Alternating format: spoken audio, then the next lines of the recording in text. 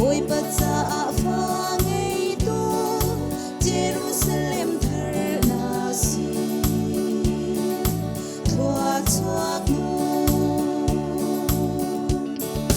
Jerusalem o na na thang cao ter tua ashi kha zau lo atung kha fe ter na pon za tham nan tin sa ôi param cha na na ram ri cao chi khacham nun pekin lai kili a chul ter ban sui kwa na na ting chuan lo hi le na na tham cao ter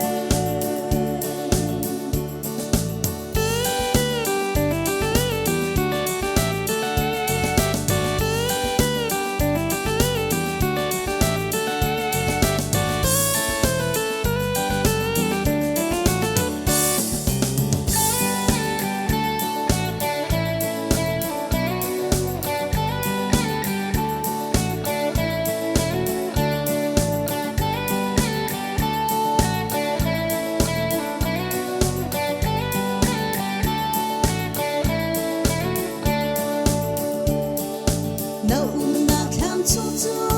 bất chen bia kha ter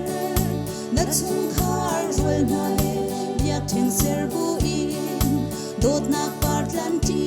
in oi pa sun par na yang ter zung za nun na thong cha na te fa na kha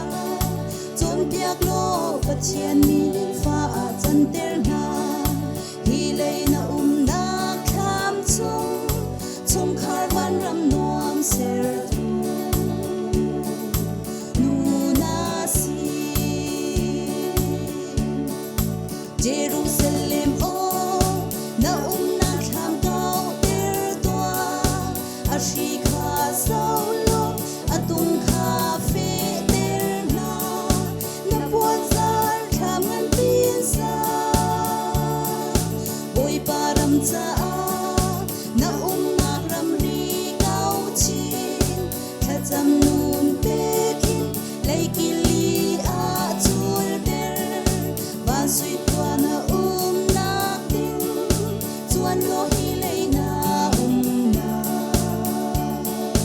tham cao ter